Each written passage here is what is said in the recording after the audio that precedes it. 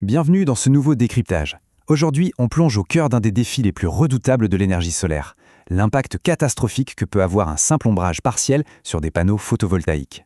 On va décortiquer la physique complexe derrière tout ça, mais surtout, on va explorer les solutions de conception et le matériel de pointe qui existe pour neutraliser cette menace. C'est parti. Mais avant même d'aller plus loin, il y a un chiffre qui saute aux yeux, 70%. C'est une statistique vraiment frappante. Quand on y pense, une simple ombre qui couvre à peine 10% de la surface d'une série de panneaux peut provoquer une chute vertigineuse de la production totale d'énergie, allant de 70 à 100%. Un minuscule obstacle qui paralyse littéralement un système tout entier. C'est quand même dingue, non? Alors, voici notre plan d'attaque pour y voir plus clair. On va d'abord s'intéresser à l'ennemi numéro 1, l'ombre, puis plonger dans la physique du point chaud. On va comparer les câblages en série et en parallèle, avant de passer en revue les boucliers matériels, l'importance cruciale de la conception, et on finira avec une vraie révolution technique, les cellules demi-coupées. Chapitre 1. Donc, l'ennemi numéro 1, l'ombre. Entrons tout de suite dans le vif du sujet pour comprendre pourquoi la moindre zone d'ombre est considérée comme la menace absolue pour le rendement énergétique d'une installation. L'exemple parfait pour visualiser ça, c'est le fameux goulot d'étranglement du tuyau d'arrosage. On a tous déjà arrosé un jardin. Eh bien, si on pince le tuyau, même juste un tout petit peu en un seul endroit, le débit total s'effondre. Et ce, peu importe la pression de l'eau en amont.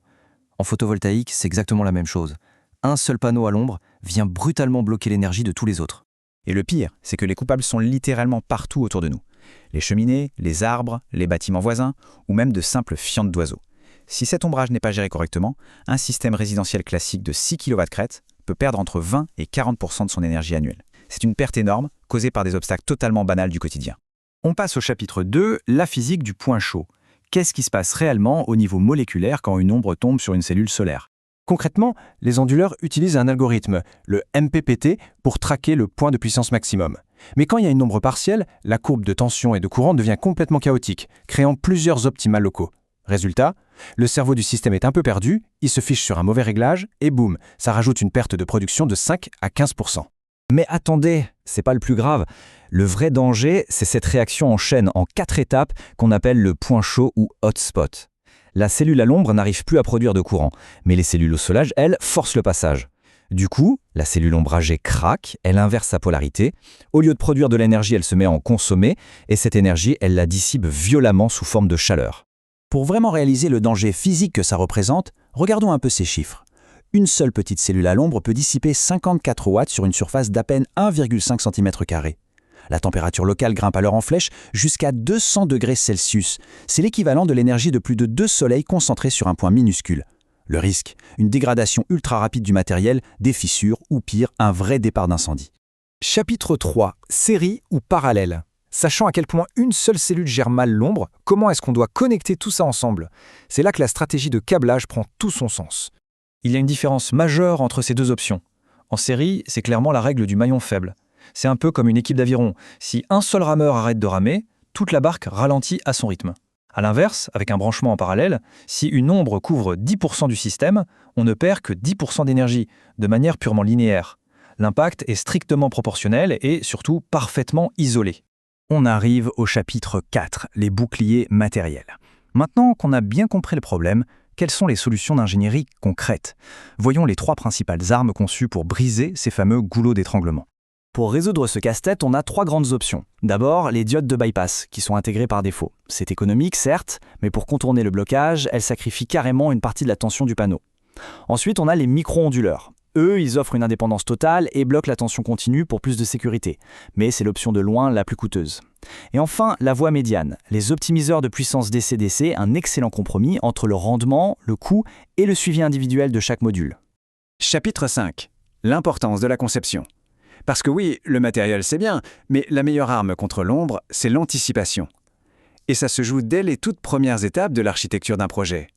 L'ingénierie préventive, ça passe par des règles de base strictes. L'orientation idéale, c'est plein sud, avec une inclinaison entre 30 et 35 degrés.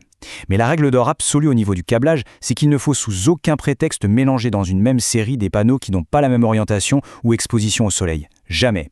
Et pour ne prendre aucun risque, les développeurs sérieux ne travaillent plus au doigt mouillé. On utilise aujourd'hui des logiciels de modélisation 3D hyper poussés comme PVSYST ou Helioscope. Ces outils vont calculer les ombres portées heure par heure, et ce pour toute l'année, afin de définir au millimètre près l'espacement exact nécessaire entre chaque rangée. Bref, si on résume cette phase de conception, on a 5 commandements anti-ombre à respecter. Analyser avec les bons logiciels, concevoir un espacement parfait, câbler avec logique, équiper avec les bonnes protections et surveiller les performances module par module au quotidien. Enfin, on termine avec le chapitre 6, les cellules demi-coupées ou half-cut. C'est la grande innovation manufacturière de ces dernières années qui règle une partie du problème de l'ombre directement à la sortie de l'usine. Et la logique derrière ça, c'est de la physique pure et c'est génial. On utilise des lasers de précision pour couper des cellules standards en deux. Pourquoi ? D'après la loi d'Ohm, la puissance dissipée est proportionnelle au carré du courant. Donc, en divisant simplement le courant de moitié, on arrive à faire chuter les pertes de chaleur par résistance de pratiquement 75%. L'impact sur le marché est d'ailleurs sans appel. Plus de 85% des nouveaux modules fabriqués dans le monde adoptent cette technologie. L'astuce, c'est que le panneau se retrouve divisé en deux moitiés totalement indépendantes et ultra résilientes. Si le bas du panneau est plongé dans l'ombre, aucun problème, la moitié supérieure continue de produire son énergie à pleine puissance.